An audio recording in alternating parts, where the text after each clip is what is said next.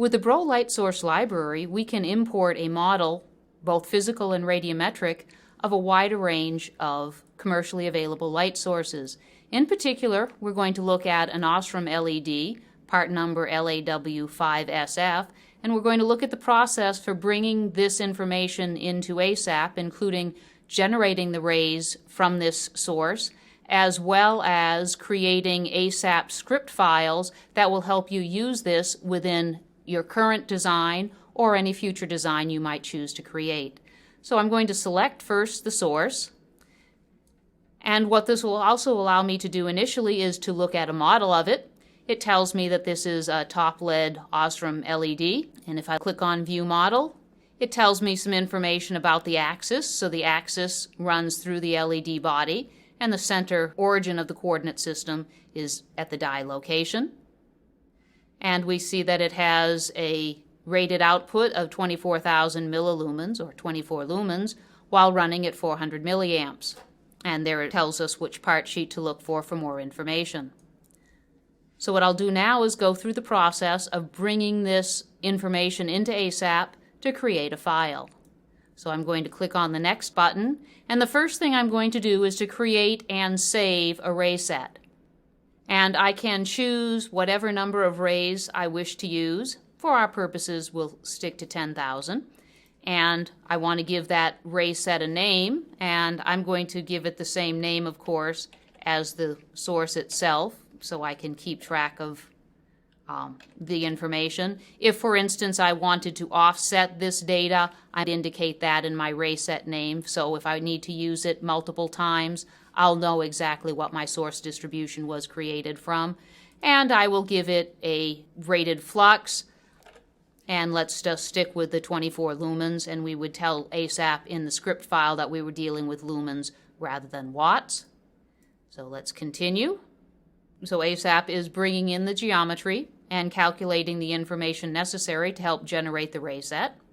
Now I can indicate which wavelengths I want to use. I can either take a spectrum of wavelengths, or I can simply take one wavelength. In this case, I'll take one wavelength, the peak wavelength, or somewhere in that vicinity. If I decide to change it to a more specific number, for instance, 595, I can edit this dialog box as well.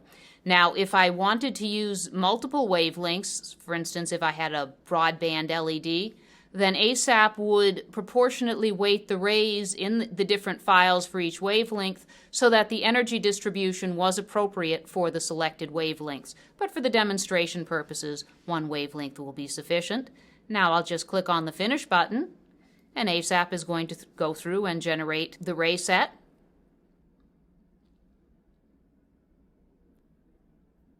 Now, there are two pieces of information we see now. The first is the representation of the LED within ASAP, and you can see how physically accurate the model is. We can also look at the energy distribution plot in flux per steradian, and as we can see, it is somewhat Lambertian, limited, of course, by the small number of rays we've generated. Normally, you would want to trace hundreds of thousands or even millions of rays, depending upon your particular application.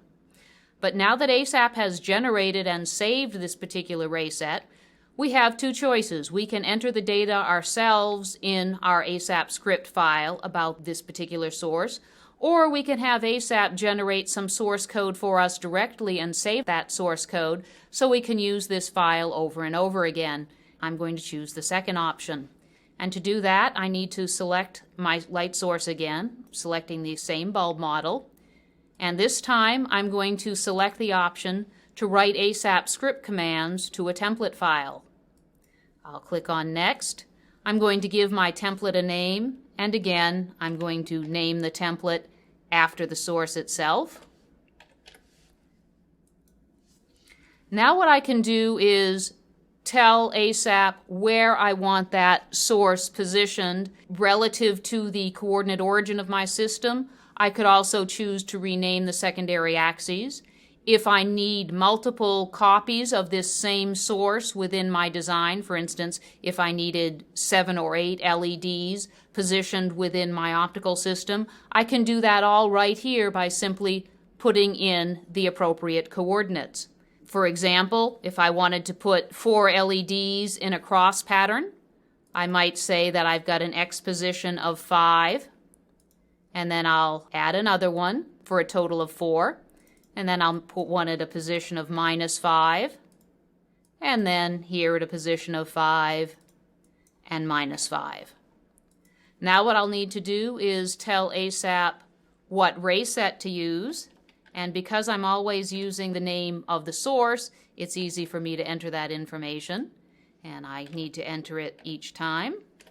Now I'll need to tell which ray file I want associated with each of those.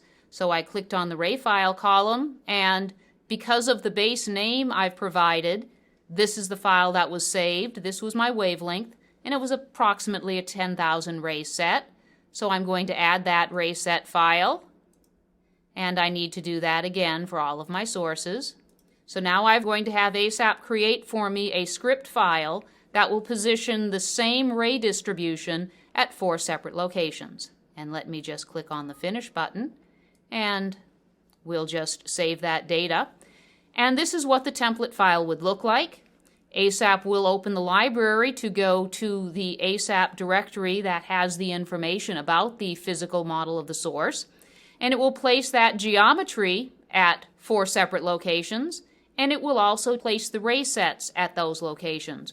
What this allows me to do is to either choose to include or not include the geometry when I'm doing my ray trace and analysis. But to make sure I get the proper analysis in the end to take into account any near-field effects, I would want to make sure that geometry is properly positioned. This is what's called a template file, and if I click on the little template icon here on my menu bar, I can see that I now have a template named LAW5SF. So anytime in the future when I want to use this template or the information about this ray set, it's available for me and I don't have to regenerate it. Let's take a look at the results. So I'm going to just run the file, and we will look at the 4 source positions and the rays coming from those sources.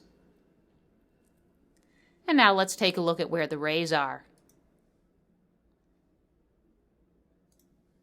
And I'll look in the YX plane. And most of the rays are coming directly up from the die of the LED, but there are others that are interacting with the dome and the reflecting cup itself. So now we have 4 LEDs with 4 energy distributions, and again we can use this in any of our optical systems. To use it in ASAP with the template file, let me just open up a new input window. And if I go to my template library and select my template and just click on OK, it will automatically be inserted in my script file at the location of my cursor.